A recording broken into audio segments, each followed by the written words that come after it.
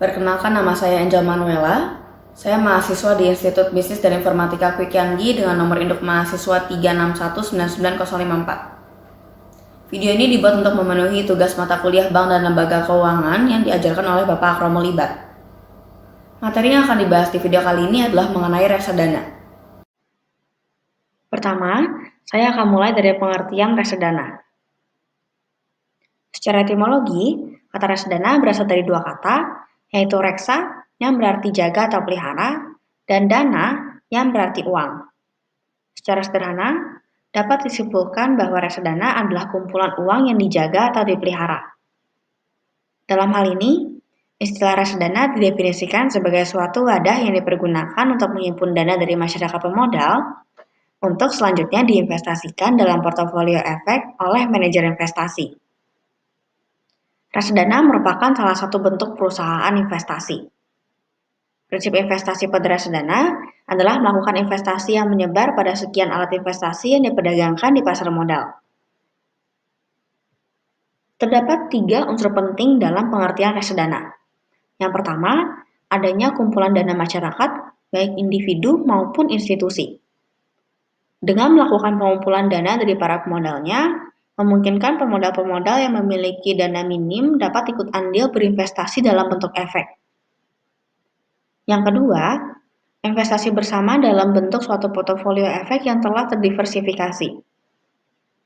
Yang dimaksud dengan efek adalah surat berharga seperti surat pengakuan utang, surat berharga komersial, saham, obligasi, tanda bukti utang, unit penyertaan, kontrak investasi kolektif, kontrak berjangka atas efek, dan setiap turunan dari efek, baik efek yang bersifat utang maupun yang bersifat ekuitas, seperti opsi dan waran. Portofolio efek yang dikelola oleh reksadana dapat berupa kumpulan dari beberapa jenis efek, tidak hanya sejenis. Yang ketiga, manajer investasi dipercaya sebagai pengelola dana milik masyarakat investor. Manajer investasi adalah pihak yang kegiatan usahanya mengelola portofolio efek untuk para nasabah atau mengelola portofolio investasi kolektif untuk sekelompok nasabah.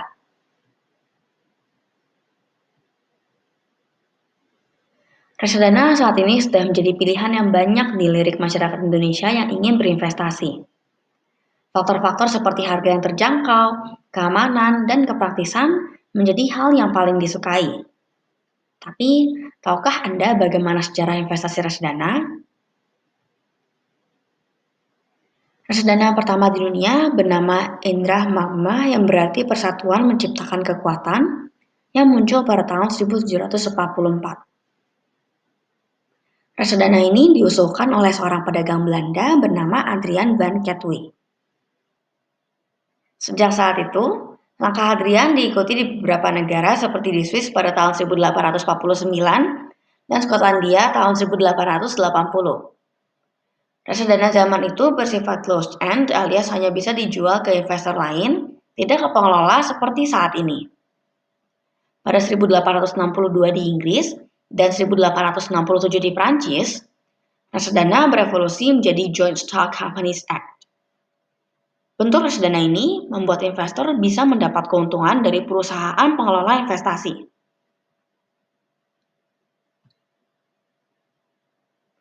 Awal mula munculnya reksadana modern adalah tahun 1907 di Philadelphia dengan nama Alexander Fund. Berbeda dengan reksadana kuno, jenis ini memungkinkan investor menjualnya kepada pengelola investasi yang menerbitkan produk dan dapat dijual berkala setiap 6 bulan sekali. Pada 21 Maret 1924 di Boston, Massachusetts Investors Trust dibentuk.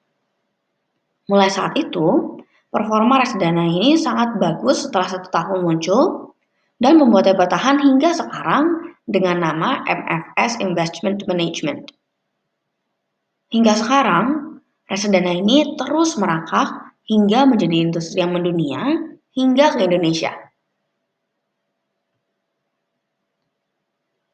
Perjalanan reksadana di Indonesia berawal dari dibentuknya PT Dana Reksa yang didirikan pemerintah pada tahun 1976. Reksadana pertama dari Dana Reksa dinamakan Sertifikat Dana Reksa. Tetapi baru pada tahun 1995, dibuat Undang-Undang Nomor 8 Tahun 1995 tentang Peraturan Reksadana. Dibarengi dengan terbitnya reksadana tertutup oleh PT BDNI Reksadana yang menawarkan 600 juta saham, perusahaan tersebut dapat mengumpulkan dana sebesar 300 miliar rupiah pada saat itu. Berawal dari sejarah inilah, kini perusahaan manajemen investasi sebagai pengelola reksadana banyak bermunculan di Indonesia. Terdapat puluhan perusahaan pengelola aset investasi yang tersebar di Indonesia saat ini. Dana kelolaan yang dihimpun dari masyarakat telah bernilai triliunan rupiah.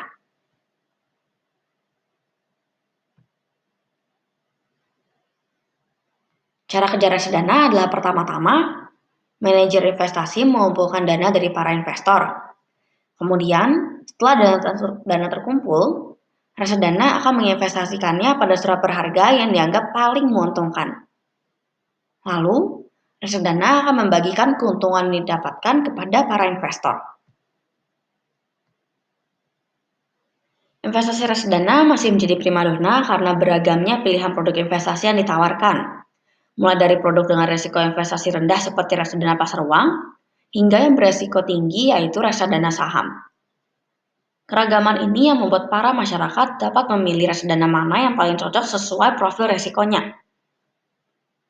Reksadana juga merupakan salah satu alternatif investasi bagi masyarakat pemodal, khususnya pemodal kecil dan pemodal yang tidak memiliki banyak waktu dan keahlian untuk menghitung resiko atas investasi mereka.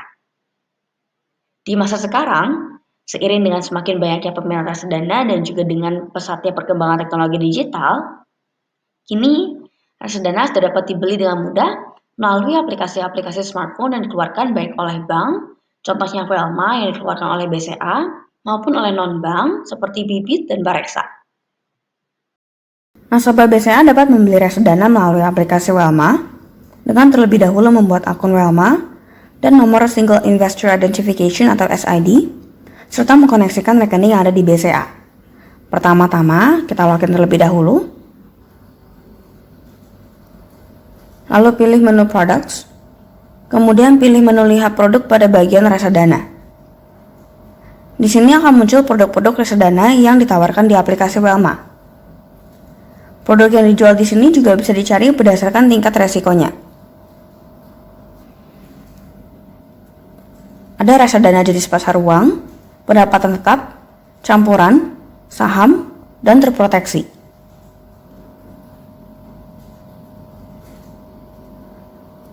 Saat kita memilih suatu produk, maka akan muncul pertama-tama NAV per unit, lalu kinerja reksadana mulai dari 1 bulan ke belakang sampai dengan 5 tahun ke belakang, dan informasi produk berupa manajer investasi, bank kustodian, jenis reksadana, tanggal peluncuran, minimum pembelian pertama, minimum pembelian selanjutnya, minimum penjualan kembali, minimum saldo unit, biaya pembelian, biaya penjualan kembali, biaya manajer investasi, biaya bank kustodian, biaya agen penjual, serta informasi tambahan.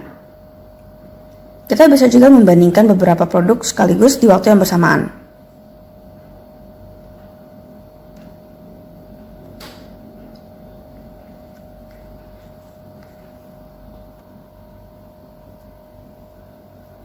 Apabila sudah yakin untuk membeli suatu produk, kita tinggal memilih beli, input nominal pembelian, dan masukkan PIN.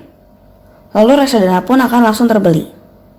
Nantinya, produk-produk reksadana yang kita miliki akan muncul di menu portofolio. Pada aplikasi Bibit, nasabah bisa membeli reksadana setelah membuat akun Bibit dan menginput nomor rekening bank yang nantinya akan digunakan untuk transaksi jual beli reksadana. Produk reksadana yang ditawarkan di Bibit bisa dipilih berdasarkan kategori tingkat risiko, atau bisa dicari berdasarkan nama produk melalui menu pencarian.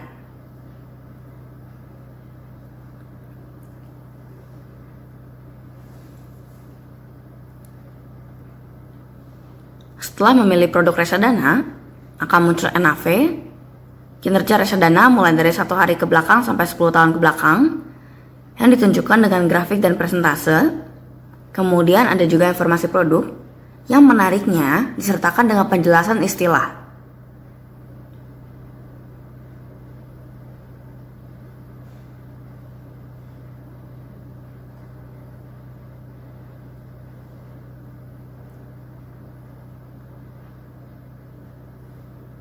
ini sangat membantu bagi investor pemula untuk mengenal istilah-istilah dalam reksadana. Di sini, nasabah bisa membandingkan reksadana sampai 3 produk sekaligus.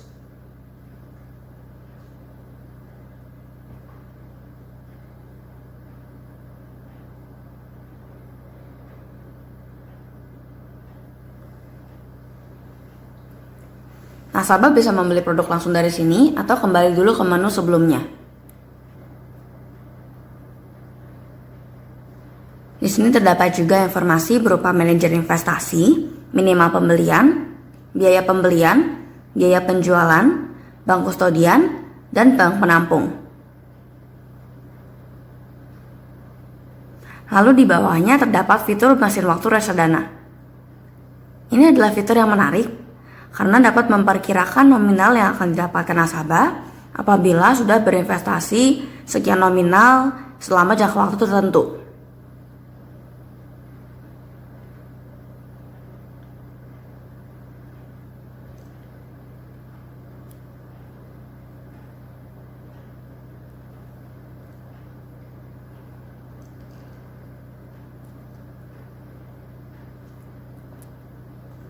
Lalu terdapat juga informasi berupa alokasi aset dan top holdings.